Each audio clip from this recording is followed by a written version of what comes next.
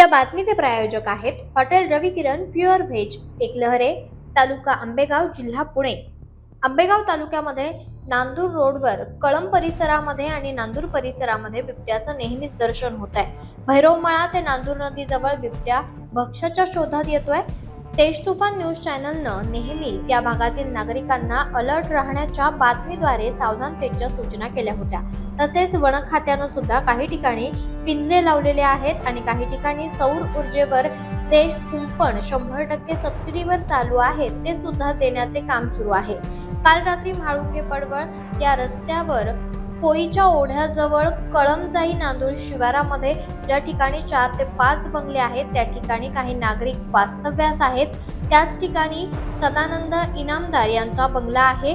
त्यांच्या पाळीव कुत्र्यावर काल रात्री बिबट्यानं कंपाऊंडच्या आत उडी घेऊन त्या कुत्र्याला घेऊन गेला आहे। या भागामध्ये प्रचंड दहशत पसरलेली असून वन खात्यानं त्वरित पिंजरा लावावा अशा स्वरूपाची मागणी सुद्धा होताना दिसून येते। चला तर आपण या ठिकाणी सदानंद इनामदार यांचे भाचे श्रीकांत यांनी तेज तुफान न्यूजशी बोलताना काय भावना व्यक्त केल्या आहेत, किती दहशत या भागामध्ये बिबट्याची आहे ते पाहणार आहोत। या घटनेचे सीसीटीव्ही फुटेज इनामदार यांच्या कॅमेऱ्यात कैद झालेले आहेत। वन खातं अजूनही नागरिकांच्या प्राण जाण्याची वाट पाहत आहे का, या ठिकाणी पकडण्यासाठी पिंजरे लावण्यात का येत नाहीयेत अशी सुद्धा मागणी होताना दिसत आहे।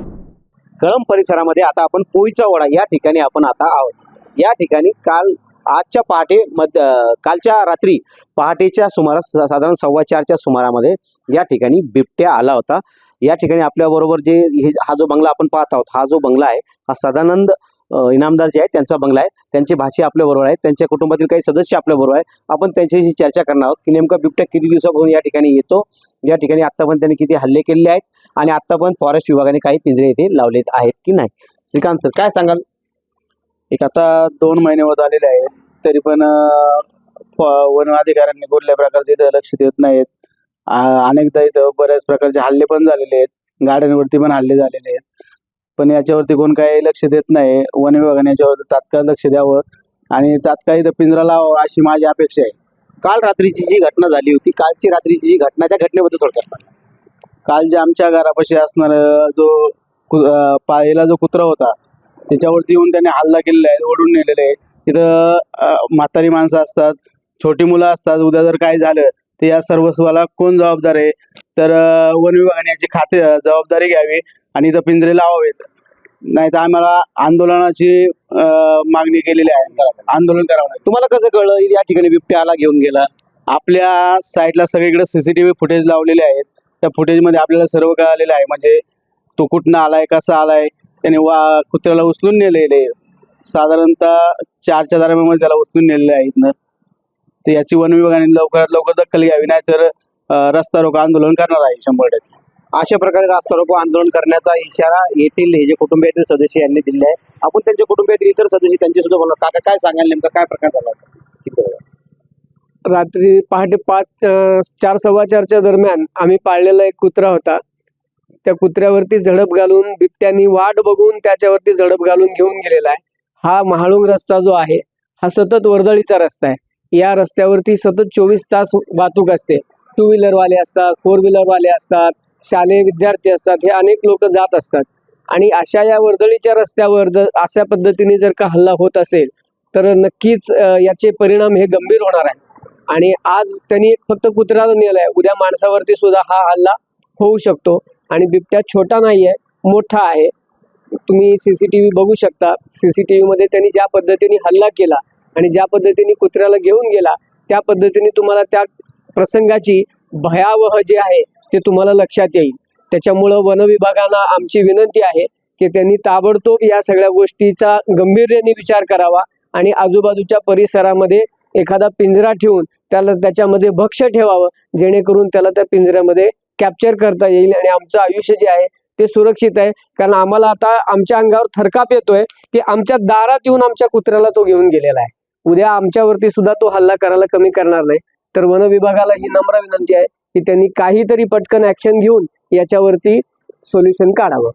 अशा प्रकारे हा जो पोईचा ओढा आहे आपण पाहू शकता माझ्या उजव्या बाजूला जे गोड नदीचं नदी पात्र आहे या ठिकाणी बिबट्या नेहमी पाणी प्यायला येतो त्याचे भक्ष्य त्याला त्या ठिकाणी सापडत असतात. अशा प्रकारे तो भक्ष्याच्या शोधात या ठिकाणाहून तसेच भैरवनाथ मळा याच्या मागच्या बाजूला याच्या समोरच्या बाजूला भैरवनाथ मळा आहे. त्यानंतर नारायणगावचा जो गणपीर डोंगराचा जो परिसर आहे या परिसरामध्ये बिबट्याचं कायम वास्तव्य असतं. या ठिकाणी आत्तापर्यंत गोडी ठार मारलेली आहे बिबट्याच्या हल्ल्यामध्ये. काही ठिकाणी धनगर समाज बांधवांच्या ज्या मेंढ्या आहेत त्या मेंढ्या सुद्धा ठार केलेल्या आहेत. अशा प्रकारे फॉरेस्ट विभागाने वन विभागाने या लोकांच्या मागणीचा त्वरित विचार करून या ठिकाणी पिंजरा लावावा व एक पिंजरा कायम या भागामध्ये अवेलेबल ठेवा अशा प्रकारची येथील नागरिकांची मागणी होत आहे. नाहीतर येणाऱ्या दिवसामध्ये पिंपरखेडला जशा 2 महिन्यापूर्वी सलग तीन मृत्यू या बिबट्याच्या हल्ल्यामध्ये झालेले होते. अशा प्रकारची वेळ यायला म्हणजे अशा प्रकारचं संकट ओढावू नये आम्ही अशी अपेक्षा बाळगतो. परंतु अशा प्रकारची वेळ ही फॉरेस्ट अधिकाऱ्यांनी जर यामध्ये लक्ष दिलं नाही तर येऊ शकते. अशा प्रकारची मागणी ह्या लोकांची आहे. हा वर्दळीचा रस्ता आहे. हा माळुंगे पडवळ जी हुतात्मा नगरीकडे जो रस्ता जातो त्यानंतर मागील बाजूस नांदेड परिसरातील काही विद्यार्थी या ठिकाणाहून जात येत असतात. तसेच या ठिकाणी काही मॉल आहे, काही दुकान आहेत. लोक पहाटे उठतात, लोक दूध काढण्यासाठी आपल्या गोठ्यावर शेतावर जात असतात. कळंब येथील काही शेतकरी आहेत ते गोठ्यावर जात असतात. अशा वेळी मोठी घटना घडण्याची दाट शक्यता आहे. अशा प्रकारची चर्चा आता या परिसरामध्ये होत आहे. आयुब शेख, कळंब, तेज तुफान न्यूज, आंबेगाव, पुणे. शेतकऱ्यांना सुवर्ण संधी.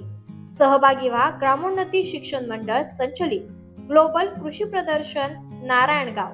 सुरू होत आहे 8 जानेवारी ते 11 जानेवारी रोजी.